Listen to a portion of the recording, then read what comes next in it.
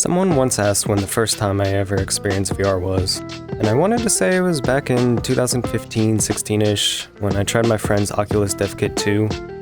It didn't even have motion controls. It used an Xbox controller to pilot a mecha unit in a tech demo that would eventually go on to become Vox Machina. And I wanted to say that because it was the first time VR had enthralled me so much that I instantly switched all my focus into getting a new GPU so I could buy HTC Vive by the time it came out. But then my dumb goat brain said, nah fam, the first time you ever played VR was in that GameStop when you were a kid and you played some tennis game on the Virtual Boy.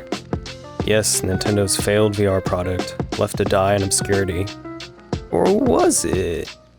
Well, there's actually a Quest side-loaded emulator for the console, and unlike emulators on the PC, they actually give you that depth from the parallax effects that you use in VR. So I decided to play every single game it had so you can get an idea of which ones are actually worth your time. And not to hold you hostage until the end for the best ones, I'll just go alphabetical. One kind of random thing that every game seemed to have was this automatic pause feature, which I guess was sort of the precursor to Nintendo telling you to take breaks in later games.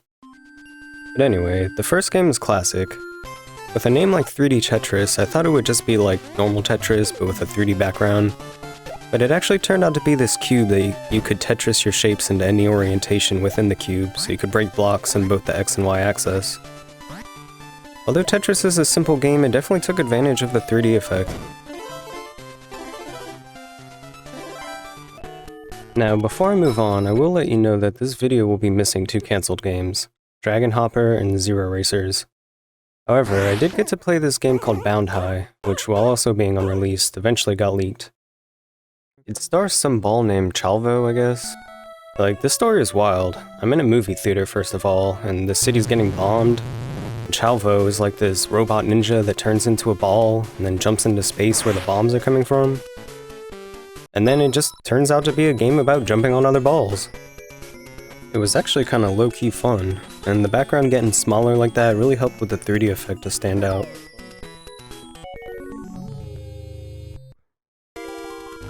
There's really not much to Galactic Pinball. I mean, it's pinball. It's kinda like that Microsoft Windows one. You could see the effect a bit, but it wasn't super obvious like the last two. But yeah, pinball. Golf was pretty interesting. I mean, the 3D effect was cool with how they used the geometry and whatnot. But if you've ever played a golf game, you've played this. I don't know what I just opened up, so I'm guessing that it says Luigi's Mansion. This time, Professor Egad gave Luigi a Glock, so you have to shoot some monsters. I kinda just roamed the hallways until I got ganked, and then it told me my password was rope. I really didn't know what to expect with a game called Jack Bros, but you play as either Jack Frost, Jack Lantern, or Jack Skeleton, which made me realize how many holiday-themed names there are centered around Jack. Thursday, October 31st. The gameplay is sort of like Bomberman, but if he also had a Glock. A lot of these virtual board games were shooting based, which is kind of funny how it would predict a future of VR with so many shooters. It was pretty cool this game actually had some gameplay, with levels and even a boss fight. I died here, but it's definitely one I want to try to push further later on just to see how it goes. Aw shit, we got a Mario game. You play as Mario, and basically what's like the first Mario Brothers with the pipes and the Koopas and whatnot, but then you get the added depth of another arena in the background. Unfortunately, it only had all the gameplay depth of Mario Bros as well, so it wasn't like super fun. I saw it more as like Nintendo using an established game as a tech demo of sorts. I played through it a bit, but when I died I just moved on to the next game.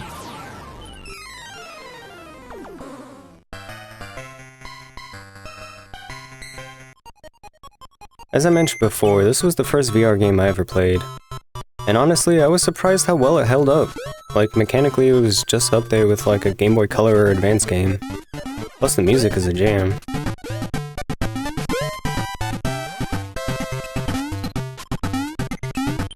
I of course picked my homeboy Yoshi, and despite it having the rare Donkey Kong Jr., I decided to face off with Luigi. It was actually kinda hard, but after getting used to the controls I tied it back up. After trading advantages a couple times, I ended up losing, before realizing I just forgot how tennis scoring worked, and not trying to face humiliation again, I just moved on to the next game.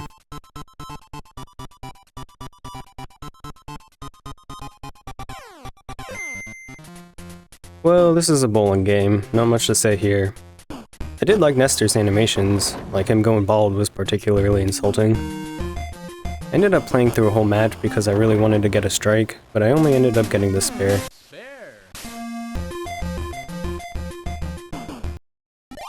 Here's another game I had no idea what the name of it was, so I just assumed it was called Kirby's Road Rage. I don't know why all these games are giving people Glocks, but Kirby's apparently running through the back room shooting enemies called Shot Me. Shot Me! Which, as time went on, Kirby got paranoid and was being attacked by assassins.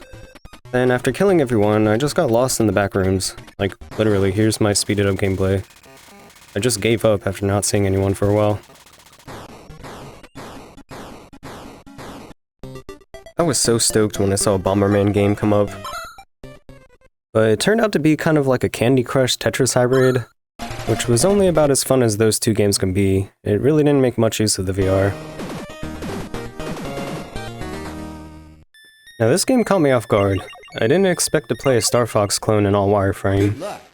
The VR effect actually gave the room space despite the low render distance. And it had a ton of charm somehow, like just randomly saying Nintendo Virtual Boy, or T&E Presents, like as if it was a movie intro. And check out those little people running on board to the mecha units, they're so cute. And then it literally had an Andross boss battle. I've been waiting for you, Star Fox. I really enjoyed this one, it's definitely a must check out. I've seen a bit of the Gundam anime, so I was interested in what kind of game this would even be. It's kinda like Advanced Wars or Final Fantasy Tactics. Well, maybe it's more like Fire Emblem.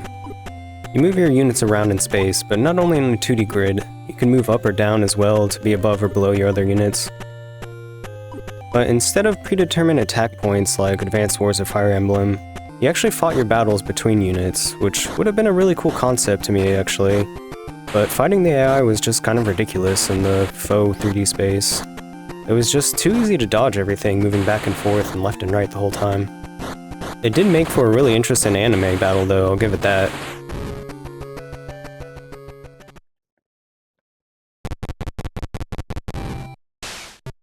Not much to say here, it was just Space Invaders with the added depth.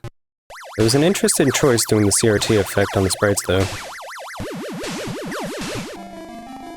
I was for sure Space Squash would be about an interstellar vegetable, but it was basically just Pong in 3D where for some reason you get stunned when getting hit. I don't know, the ball seems to move really fast for how early in the game it was, and I didn't really care to press on.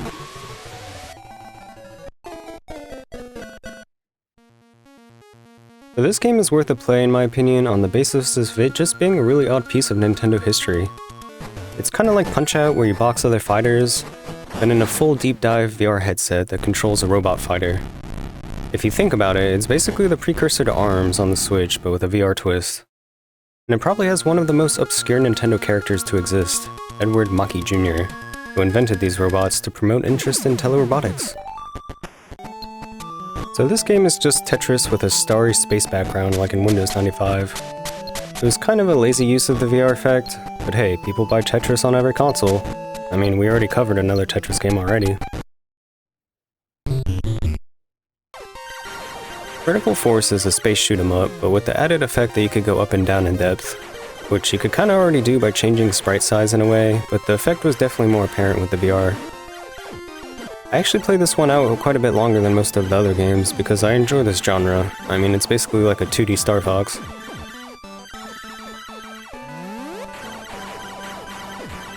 So there's a second bowling game on the Virtual Boy, and I like this one more to be honest. It didn't have Nestor going bald, but the bowling controls were way more forgiving, and it had this like cool 3D effect by the way it changed the sprites based on the distance to make it seem like a 3D model. Also, I was getting into the music. Look at my head bobbing.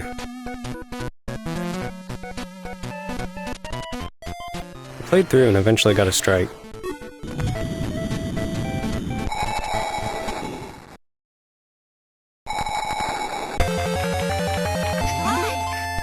Yep, this game's far better. If you're gonna try any of these games, this is easily the best one on the Virtual Boy.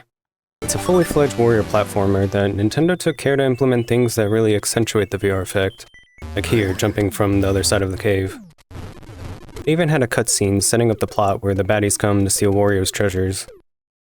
Once you beat a level, you go up an elevator to climb the tower and choose from some bonus games, and there seems to actually be some meat on these bones with 14 levels and a boss. It's definitely something I'm gonna go back to play fully. This was probably the first Japanese-only game I understood the premise of right away. It's fishing. It kind of took use of the VR effect, but you could tell it was just super 2D really. I don't even know how it worked really, like here I pulled a fish in, did I get it? Did it disappear? Who knows? Eventually I got some text on one of my pulls, so all I can assume is that I'm now the fishing champion.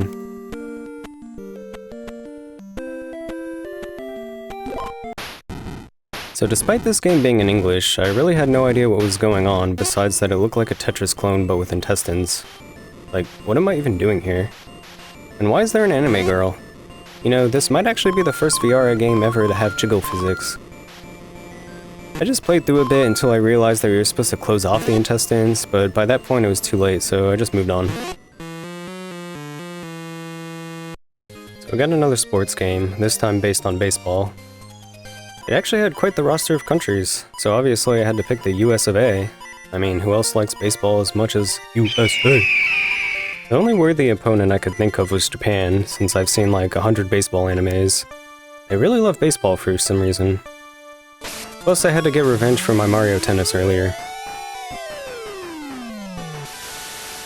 But let's just say I don't want to talk about it. Okay, I'm glad this game falls last alphabetically, because going into this blind was so surreal. I had no idea it was based on a movie, and from face value it seemed like the most crazy concept. Like apparently I'm just in this catamaran enjoying a beautiful sunset when a jet skier decides to kamikaze into me. So I take out the trusty Virtual Boy Glock and just start going postal on all the jet skiers. And apparently I saved someone named Enola to get a Enola multiplier. It did have this cool zoom out and in effect though. It wasn't until I googled it that I realized it was actually this movie tie-in with this Kevin Costner flick.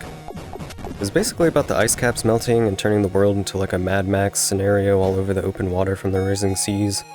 That definitely made a lot more sense in that context. So that was every Virtual Boy game.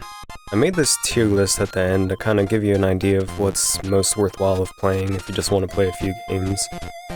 In S tier you got Mario Tennis, Wario Land, and Red Alarm. In A tier, you got Waterworld, Jack Bros, and Teleroboxer. B has got Mario Class, Virtual Bowling, and the Gundam game. C, we got Bound High, that unreleased game, Baseball, and Nestor's Funky Bowling. In D, we got Golf, Virtual Lab, 3D Tetris, and the Bomberman game. E has the fishing game, Galactic Pinball, and Space Invaders. And then finally F with V-Tetris, Space Squash, Luigi's Mansion, 2 unreleased games, and Kirby's Roid Rage. I'll link the emulator in the description though, so check that out and let me know if you give any a try. If you think I may have overlooked a certain game or mechanic, come back and let me know. But for now, Space Squid out. Peace.